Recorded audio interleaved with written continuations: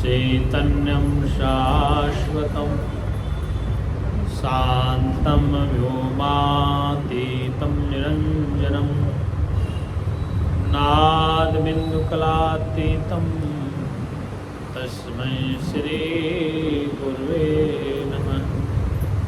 ॐ सहनावतु सहनो भुनक्तु सह वीर्यं कर्वावहै तेजस्विनावधीतमस्तु मा विद्विषावहै।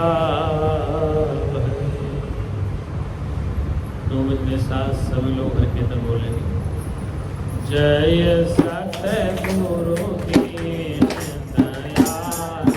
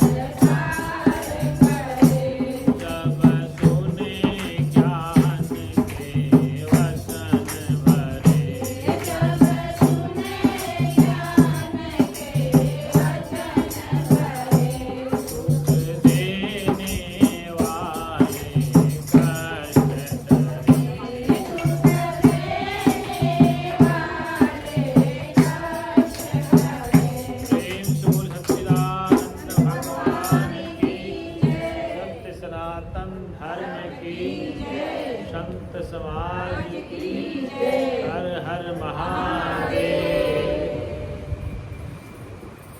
अर्चनी वंदनीय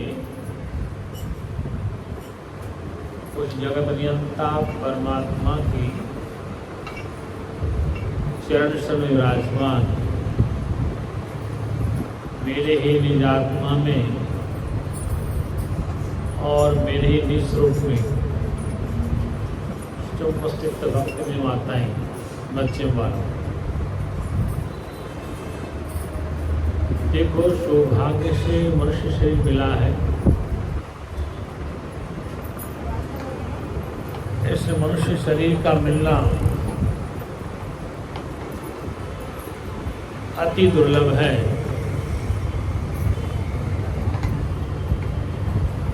जो आप हम सबको प्राप्त है, क्योंकि रामचरितमानस में गोस्वामी जी कहते हैं, बड़े भाग मानुष तन पावा, सुर दुर्लभ सदग्रंथन गावा, साधन धाम मोक्ष कर द्वारा, पाई ही परलोक सवारा। बड़े सौभाग्य से ये मानव शरीर प्राप्त हुआ है। इस शरीर को प्राप्त करने के लिए देवी देवता अवतार भी लाइन में लग रहे हैं। हे परमपिता परमात्मा, हमें भी मनुष्य शरीर मिल जाए। मनुष्य शरीर सबसे कीमती है। क्यों कीमती है? ये सत्संग सुन सकता है, सत्संग कर सकता है, परमात्मा का भजन कर सकता है, योग ध्यान जब तप समाधि सब कर सकता है, और सत्संग के द्वारा ये ईश्वर को भी जान सकता है अगर उसमें जिज्ञासा है तो। इसीलिए कहा है संत समागम हरि कथा तुलसी दुर्लभ दो सुध तारा लक्ष्मी तो पापी के घर हो। संत समागम हरि कथा, कि संत का आगमन और फिर हरि की चर्चा, ये दो चीजें दुर्लभ है, संत समागम और हरि कथा। इस संसार में हर किसी को नहीं मिलते, सत्संग की चर्चा और संतों का सानिध्य। तो कहा अगली पंक्ति में तुलसीदास ने, सुत तारा और लक्ष्मी तो पापी के घर होए। सुत माने पुत्र, तारा माने स्त्री, सुत तारा पुत्र धन दौलत, लक्ष्मी अच्छा पैसा, सुंदर स्त्री, सुंदर पुत्र। तो शास्त्र कहता है वो तो पाप कर्म करने वाला, चोरी डकैती करने वाले घर में बन जाते हैं। अच्छा धन मिल जाएगा, सुंदर स्त्री मिल जाएगी, सुंदर पुत्र मिल जाएगा, लेकिन उस घर में दो चीज़ नहीं हो सकती, संत का आगमन और सत्संग, हरि की चर्चा। तो ये दो चीज़ें जिनमें नहीं है, और आपका सुंदर स्त्री भी है, सुंदर पुत्र भी है, भोग के सब साधन है, फिर भी आप अशांत हैं। इसलिए कहा है एक घड़ी आधी घड़ी आधी में बुनियाद तुलसी संगत साध की कटे कोटि अपराध। एक घड़ी का सत्संग या आधी घड़ी का हो, आदि में बुनियाद हो, तुलसी संगत साध की कटे कोटि अपराध। साध का तात्पर्य जो शास्त्र के द्वारा, उपनिषदों के द्वारा, वेद के द्वारा अपने स्वरूप को जानकर, अपने स्वरूप का ज्ञान के अपने को साध रखा है, अर्थात वो जितेंद्रिय है। तो संगत साध की कटे कोटि अपराध, करोड़ों अपराध उसके कट जाते हैं, इसके द्वारा, सत्संग के द्वारा। इसलिए फिर गोस्वामी जी कहते हैं कि बिनु सत्संग विवेक न हुई और राम कृपा बिनु सुलभ न सोई। बिनु सत्संग, सत्संग को बिना सुने बगैर विवेक नहीं हो सकता। विवेक का मतलब है हौस में जीना, हौस में जीना, होश हवास में अपने जीवन को जीना विवेक है, समझ है, अपने स्वरूप का बोध है। विवेक का तात्पर्य है अपने स्वरूप को जानना ही विवेक है। और जब तक अपने स्वरूप को आप नहीं जानते हैं तब तक आपका विवेक नहीं है। इसलिए गोस्वामी को कहना पड़ा बिनु सत्संग विवेक न होई राम कृपा बिनु सुलभ न सोई। राम की प्रकाश के बगैर ये सत्संग सुलभ नहीं हो सकता। बिनु सत्संग विवेक नहीं आ सकता। राम कृपा बिनु सुलभ न सोई, राम की कृपा के बगैर ये सत्संग सुलभ में प्राप्त नहीं हो सकता, मिल सकता। अब प्रश्न आता है कि राम की कृपा करें तो ही सत्संग में लगेगा, तो ही सत्संग में जाएंगे। और जब तक राम कृपा न करें तब तक मन सत्संग में नहीं लगेगा, न सत्संग में जाएंगे। तो प्रश्न आता है कि राम को ढूंढना पड़ेगा, वो राम कहाँ है, वो कृपा करे हमारे पर, हम प्रार्थना करें, विनती करें तो उसका पता चले। रामायण में तुलसीदास कहते हैं कि राम ब्रह्म व्यापक जग जाना, परमानंद परेश पुराणा। राम ब्रह्म है, व्यापक है, परमानंद स्वरूप है, प्राचीन है। राम ब्रह्म व्यापक जग जाना, जिसे राम कहा है वो ब्रह्म व्यापक है, परमानंद स्वरूप है, प्राचीन है। तो अब जब राम व्यापक है, हरि व्यापक सर्वत्र समाना,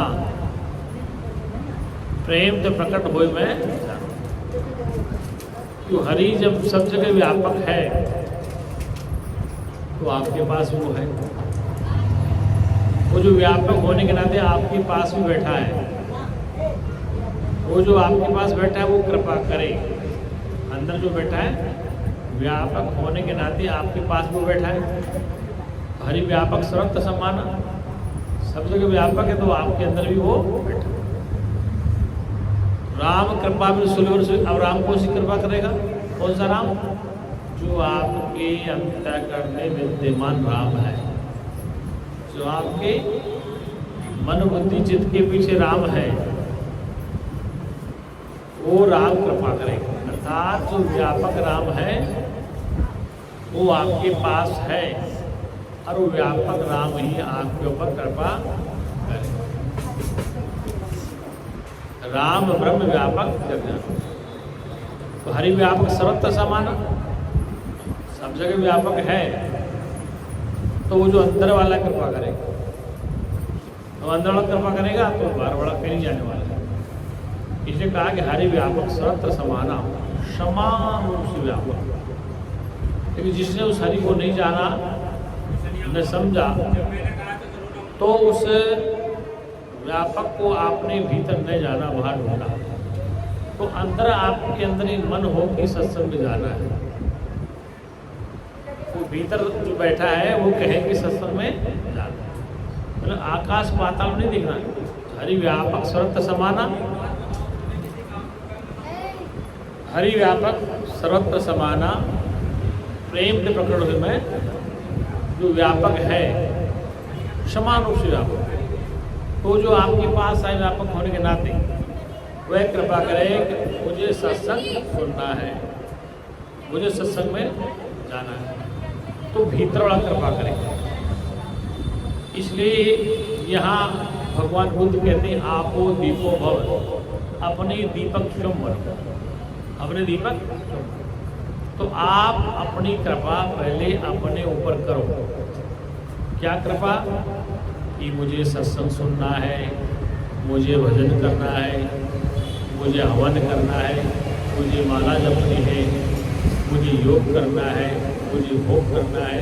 ये सब करने से पहले उसकी कृपा होती है। उसकी कृपा के आप भोजन नहीं कर सकते, मतलब उसकी कृपा के बगैर जब आप पूजा पाठ नहीं कर सकते, आप कुछ भी तो नहीं कर सकते उसकी कृपा के बगैर। वो कृपा कौन सी? जो अंदर बैठा है वो कृपा करता है, तब आपका हाथ चलता है, तब मैं बोल रहा हूँ, तब तुम सुन रहे हो।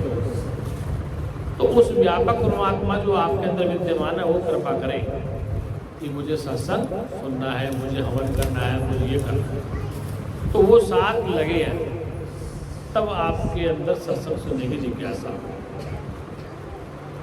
और उस सत्संग सुनने का लाभ क्या है? दुख की निवृत्ति हो जाएगी, क्लेश कट जाएंगे, परमानंद की प्राप्ति हो जाएगी। लोग कहते हैं सत्संग से लाभ क्या है? ये बताओ, भूख लगी, भोजन करने से क्या लाभ है? भूख लगी और भोजन करने से क्या लाभ है?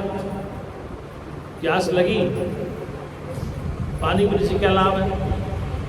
ऐसे जब जिज्ञासा है कि सत्संग परमात्मा को जानना है, जैसे भूख लगी, भोजन किया तो भूख की शांति होगी, पानी की प्यास लगी, पानी पिया तो पानी का सुख मिलेगा। ऐसे ही परमात्मा की प्यास लगी तो कोई प्यास बुझाने सदगुरु मिल जाए तो तुम्हारी जन्म जन्मांतर की प्यास समाप्त हो जाए। इस जन्म जन्मांतर की भूख लगी, भोजन किया, भूख शांत हो गई, प्यास लगी, पानी पिया, प्यास शांत हो गई। ऐसी जिज्ञासा ही परमात्मा को समझ ले, परमात्मा का सत्संग सुन ले, उसको समझ ले, तो उससे लाभ क्या होगा? जो लाभ भोजन से होता है, जो पानी से होता है, उससे भी कई गुना लाभ होता है। आँख खोल बेबी, मुँह धो जा। हाँ, आँख खोल।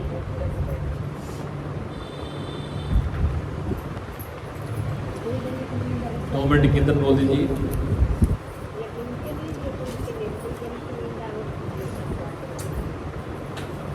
बोल सच्चिदानंद भगवान की।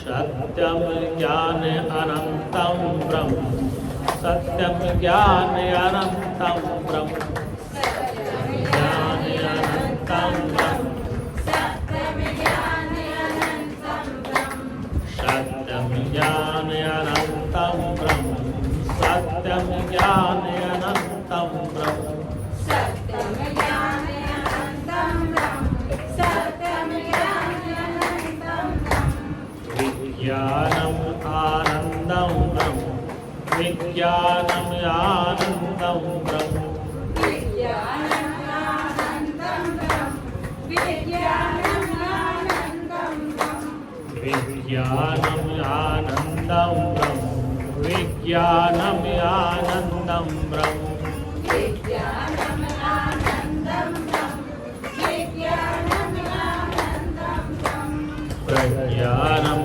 आनंदम ब्रह्म, प्रज्ञानम आनंदम ब्रह्म, प्रज्ञानम आनंदम ब्रह्म, प्रज्ञानम आनंदम ब्रह्म, प्रज्ञानम आनंदम ब्रह्म, प्रज्ञानम आनंदम ब्रह्म, प्रज्ञानम आनंदम ब्रह्म, प्रज्ञानम आनंदम ब्रह्म, आनंदम परमानंदम, आनंदम परमानंदम, आनंदम परमानंदम, आनंदम परमानंदम, आनंदम परमानंदम, आनंदम परमानंदम, आनंदम परमानंदम, आनंदम परमानंदम। बोले सच्चिदानंद भगवान की जय।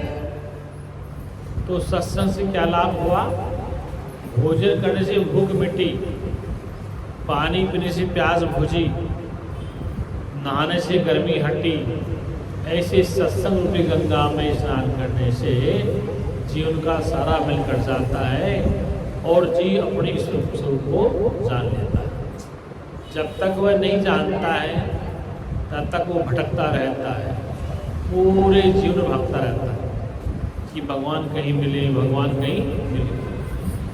जैसे माता बहनें एकादशी का व्रत करती हैं, अमावस्या का व्रत करती हैं, पूर्णिमा का व्रत करती हैं और गणेश चतुर्थी का करती हैं, और जो करवा चौथ आती है वो व्रत करती हैं।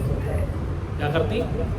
करवा चौथ का व्रत करती हैं, एकादशी का करती हैं। जैसे आज एकादशी है ना, तो शायद कई माता रोटी नहीं खाएंगी आज तो फल ही खाएंगी, केला खाएंगी और सेब खाएंगे, चीकू, क्या खरबूजा, ककड़, जो भी आज खीरा आ रहा है। हम अन्न नहीं खाते।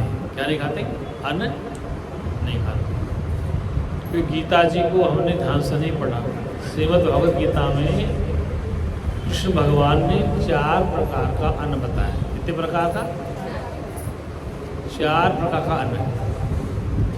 एक पीने वाला, जैसे पानी की प्यास, चाय दूध दही पीना, मठा पीना, पीने वाला। एक चाटने वाला, चटनी को चाटते, चूसने वाला आम को चूसते, केला को चबाते, अन्न को चबाते। तो पीने वाला, चूसने वाला, चाटने वाला और चबाने वाला, ये 4 प्रकार का अन्न बताया। अन्न का मतलब जिसके पीने से, जिस वस्तु के खाने से या पीने से, चाटने से, चबाने से, चूसने से हमारे प्राण की रक्षा होती है। क्या होती हो? प्राण की रक्षा। प्राण मानी प्राण न निकल जाए। जैसे कि आप सुबह से रोटी नहीं खा रहे, अन्न नहीं खा रहे, कई माताएं फल भी नहीं खा रही, तो बोले पानी पी लो थोड़ा। क्या करो? पानी पीते, फिर एक साथ में निर्जला एकादशी आती हो जाती। निर्जला बोले हम जल भी नहीं पिएंगे, आज तुलसी का पत्ता ही चबाएं। क्या करेंगे? आज हम जल भी नहीं पिएंगे, तुलसी का पत्ता ही चबा के रह जाएंगे। तो तुलसी के पत्ते में क्या पानी नहीं है?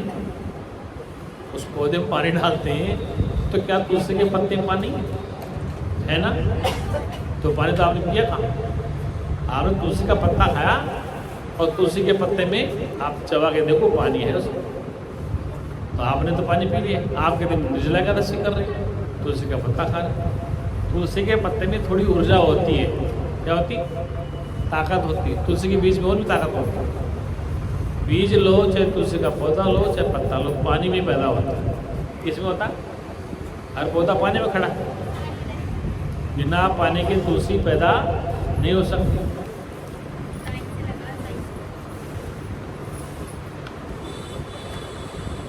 अब तुलसी का पत्ता खा लिया, 5 पत्ते खाएंगे, 11 पत्ते खाएंगे, एक ही खाएंगे, तो अब एकादशी हमारी आप ठीक है। पानी भी नहीं पिएंगे, शाम तक पानी नहीं पिएंगे। क्या नहीं पिएंगे?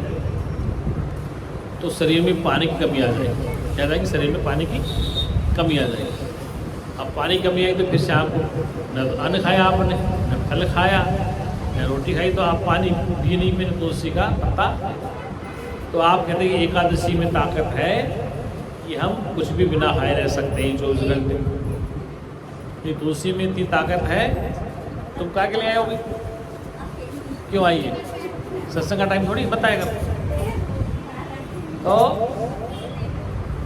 तुलसी में ताकत है नहीं कि हम एक बिना जल पे एक पत्ता खा के पूरे दिन पर रह गए। अब तुम तक कि आपने 24 घंटे पानी नहीं पिया, तुलसी का पत्ता खाया। ये ध्यान रखना, इस शरीर में बहुत पानी भरा पहले से ही। ये बिना पानी के शरीर नहीं चलता है। शरीर में पानी है, जो हड्डियां हैं, ये मांस है, ये क्या सूख गया? इसमें पानी नहीं है।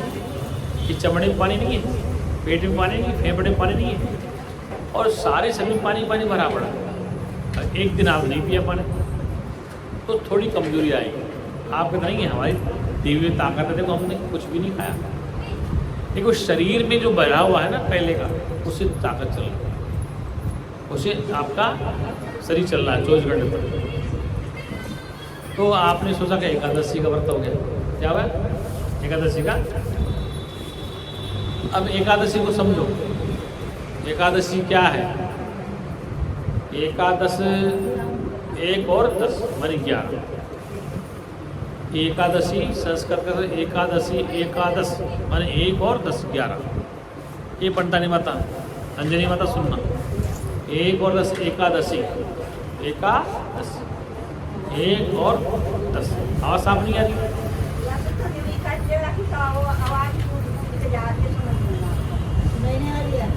बाहर आ रही है? बाहर आपको आवाज नहीं सुना दे रही? उसका मुंह इधर करो, इको बंद करो, इसका इको साइड बंद करो, इको साइड बंद करो।